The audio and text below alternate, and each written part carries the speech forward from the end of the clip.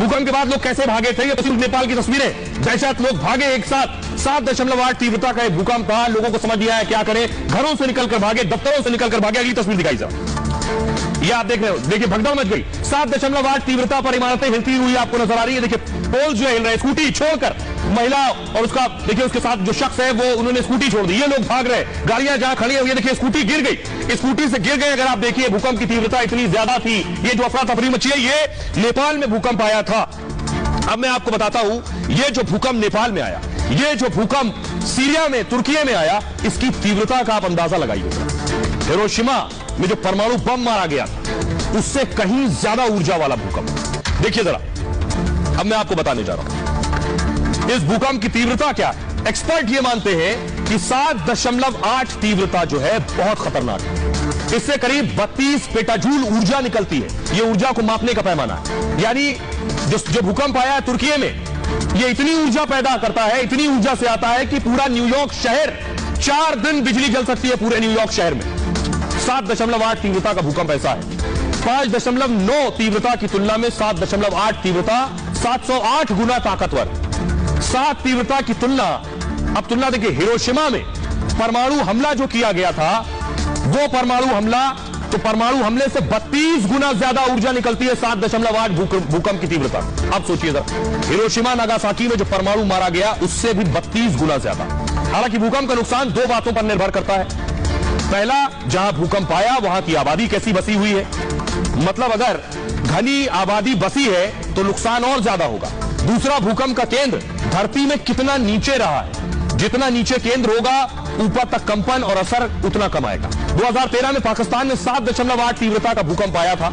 इस भूकंप की वजह से 825 लोगों की मौत हो गई थी। तब 2 साल बाद 2015 में नेपाल में भी इसी तीव्रता का भूकंप आया और इसमें 9000 से ज्यादा लोगों की मौत हुई थी। आप अंदाजा लगाइए ये भूकंप कितना घातक होता है। अब ये कुछ और तस्वीर मैं आपको दिखाने जा रहा हूं कि ऊंची इमारतें कितनी असुरक्षित हैं। ये आप देख रहे हैं, ये तो आज की इमारत मैं आपको दिखा रहा हूं। तुर्की में बड़ी इमारत गिर गई, ये देख रहे हैं, बड़ी इमारत का बीच का हिस्सा गिर गया, पूरी इमारत के बीच का हिस्सा गिर गया। अब आप सोच रहे होंगे, हम भारत में रहते हैं, हमारे आस पड़ोस भी बड़ी बड़ी बिल्डिंगें, हम खुद भी दूसरे, तीसरे, चौथे माले पर रहते हैं। ये तस्वीर दिखाई जरा, हम भी ऊंची इमारतों में रहते हैं। ये कितनी महफूज है, हम और आप कितने महफूज हैं, इसकी हम बात करने जा रहे हैं। दिल्ली में, मुंबई में, नोएडा में, सरफेस फ्लोरोग्राफी से नोएडा में, इन सब जगहों पर जो ये इमारतें हैं, ये सुरक्षित हैं। क्या हम सेफ हैं या हम भी डेंजर जोन में?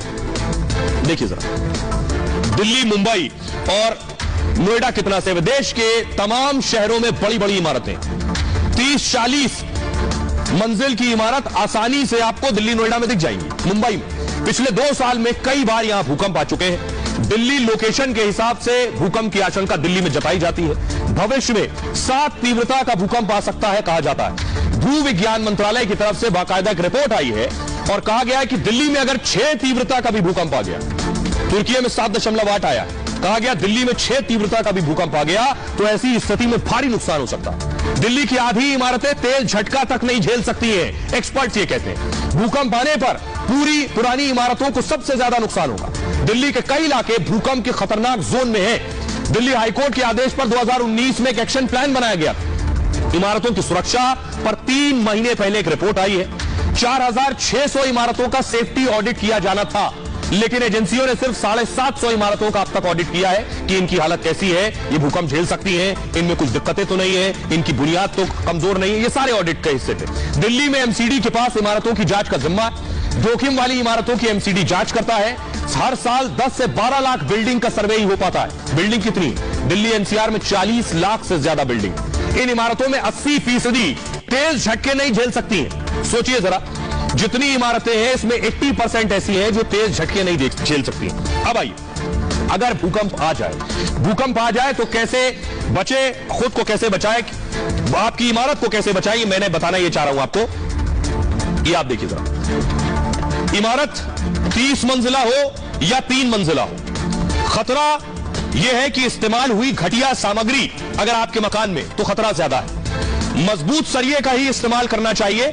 इमारत के आसपास पानी इकट्ठा ना होने दें। पानी अगर इकट्ठा होगा तो आपकी इमारत कमजोर हो जाएगी। हल्की गुणवत्ता की बालू इस्तेमाल ना करें।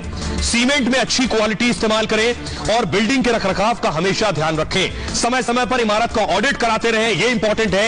इन सारी चीजों का ध्यान रखना जरूरी है। आइए कुछ और तस्वीरें मैं आपको दिखाने जा रहा हूं कि आखिर भूकंप जब आए उस स्थिति में आप क्या करें। तुर्की में रात को भूकंप आया, 4 बजे, कोई कुछ नहीं कर सकता था। ये आप देख रहे हैं भूकंप जिस वक्त आया, तुर्की की तस्वीर दिखा रहा हूं मैं आपको, ये देखिए दिल्ली फॉरेस्ट। इससे पहले भी तुर्की में भूकंप आए हैं, क्योंकि तुर्की में भूकंप आते रहते हैं हर साल। अगली तस्वीर दिखाई, ये आप देख रहे हैं, ये देखिए जरा किस तरह से भूकंप के बाद, फुल स्क्रीन लीजिए जरा इस तस्वीर को। भूकंप के बाद पूरा ये आप स्टोर देख रहे हैं, फूड स्टोर, जो कुछ भी रखा हुआ था सब गिर गया। ये भी तुर्की में पहले आया भूकंप की तस्वीर आप देख रहे हैं। भूकंप आने के बाद ये हाल था। एमएल भाई, इस तस्वीर ये आप देख रहे हैं, तुर्की की तस्वीर मैं आपको दिखा रहा हूं। भूकंप आने के बाद आखिर क्या मंजर था, क्या आलम था वहां। आइए अब मैं आपको बताता हूं बुनियादी बात कि आखिर भूकंप आए तो क्या करें, कैसे बचें, खुद को कैसे बचाएं भूकंप की सूरत में, उसका क्या तरीका है। भूकंप आए तो बिना देर किए घर ऑफिस से निकले फौरन। पहली बात, दौड़कर खुली जगह पर पहुंच जाएं, ओपन स्पेस हो, जहां देखें पेड़ ना हो, कोई दूसरी इमारत ना हो, बिल्डिंग, पेड़ों, बिजली खंभों से खुद की दूरी बनाए रखें, क्योंकि भूकंप आएगा तो ये सारी चीजें गिर सकती है, ये इंसान के ऊपर भी गिर सकती है। बाहर जाने के लिए लिफ्ट का इस्तेमाल ना करें, सीढ़ियों से ही नीचे पहुंचने की कोशिश करें, लिफ्ट अटक सकती है, फंस सकती है। अगर खुली जगह नहीं है तो जहां है वहीं रुक जाएं। खिड़की, अलमारी, पंखे, शीशे से दूरी बना रखें, यानी हर वो चीज से जिससे आप टकराएं और आपको चोट लग जाए, उस चीज से दूरी बना लें। कुछ ऐसी चीज खोजें जिसके नीचे आप छिप जाएं कि अगर कोई चीज गिरे तो वो चीज आपको बचा सके। टेबल, बेड, डेस्क जैसी मजबूत चीजों के नीचे छुप जाए। इस स्थिति में मजबूत अगर चीज नहीं है तो दीवार के पास बैठ जाए, कहा जाता है पिलर के पास बैठ जाए, एक्सपर्ट बताएंगे इसमें ज्यादा। किसी किताब या ऐसी किसी चीज से अपने सिर को बचा ले, सबसे इंपॉर्टेंट है अपने सिर को बचाना। गाड़ी में है तो जल्द से जल्द गाड़ी जहां है वहीं गाड़ी खड़ी कर दें। बिल्डिंग, होल्डिंग्स, खंभों से गाड़ी को दूर खड़ी करें, क्योंकि ये भी आपकी गाड़ी पर गिर सकते हैं। खुले मैदान के आसपास कहीं गाड़ी रोक लें, यह बेहतर है। भूकंप रुकने तक गाड़ी में ही इंतजार करें, कहीं इधर उधर ना भागे। अब मैं आपको बताने जा रहा हूं एक और बात कि आखिर जो मंजर आई, तस्वीरें आई, वो डराने वाली है, लेकिन आपको बताऊंगा तुर्की में आया क्यों भूकंप। ये देख रहे हैं, ये आज की तस्वीर आप देख रहे हैं, ये देखिए, बिल्कुल स्क्रीन लीजिए जरा। जब भूकंप आया उसके बाद देखिए सब कुछ कहां पर आता, स्टोर में देखिए सब कुछ एक एक कर भूकंप के दौरान गिरने लगा, जोर से आवाज आने लगी। एम्बियंस बढ़ाइए इसका।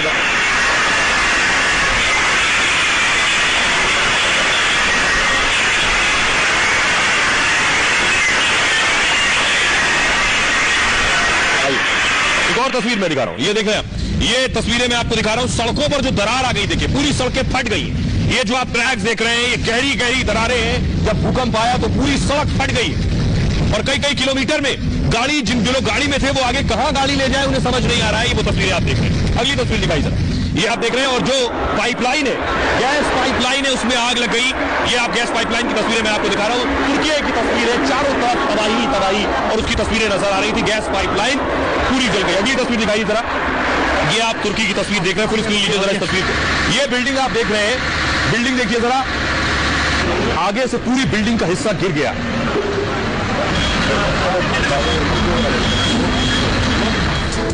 अब सवाल यह है कि आखिर तुर्की में भूकंप आया क्यों।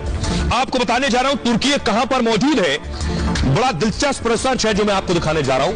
और तुर्की में भूकंप क्यों आता है, क्यों नीचे एक सैंडविच जैसी हालत हो जाती है, ये देखिए जरा। अब ये देखिए जो मैं आपको दिखा रहा हूं, भूकंप आने के पीछे वजह होती है धरती के नीचे प्लेट्स होती हैं। प्लेट्स एक के ऊपर एक प्लेट्स है, इसके ऊपर हम और आप रहते हैं। जब नीचे की प्लेट्स हिलती है, टकराती है तो उससे ऊर्जा निकलती है, और जो ऊर्जा निकलती है वो ऊपर की तरफ आती है। जितनी ऊर्जा निकलकर ऊपर तक आएगी उतना वो आपके शहर को, आपके देश को हिलाएगी। अब देखिए जरा कौन कहां पर है। सबसे ऊपर आप देख रहे हैं यूरोशियन प्लेट है, उसके नीचे आप देख रहे हैं एनाटोलियन प्लेट है, और सबसे नीचे अफ्रीकन प्लेट, और दूसरी तरफ देखिए अरबियन प्लेट।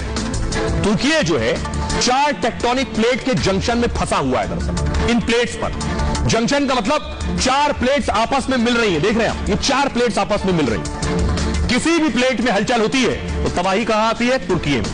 कोई हिले, कोई लड़े प्लेट, तुर्की में भूकंप आ जाएगा। तुर्की खुद एनाटोलियन टेक्टोनिक प्लेट पर मौजूद है। जो बीच वाली प्लेट आप देख रहे हैं, ये जो प्लेट आप देख रहे हैं, ये प्लेट है, इस पर तुर्की मौजूद है। ऊपर भी एक प्लेट, नीचे 2 प्लेट, अफ्रीकन और अरेबियन, इनके बीच में सैंडविच की तरह ये फंसा है। ये प्लेट यूरोशियन, अफ्रीकन, अरेबियन से घिरी हुई है दरअसल। और जब अफ्रीकन और अरेबियन प्लेट शिफ्ट होती है, यानी ये नीचे वाली दो प्लेट जैसे ही शिफ्ट होंगी आगे पीछे तो तुर्की सैंडविच की तरह फंस जाता है बीच में, और धरती से ऊर्जा निकलती है और भूकंप आते हैं। तुर्की में अब तक कई बार बड़े भूकंप आ चुके हैं। 24 सालों में आपको बताऊं, तुर्की में भूकंप से 18,000 मौतें हुई हैं। 1939 में तुर्की में 7.8 तीव्रता का भूकंप आया था।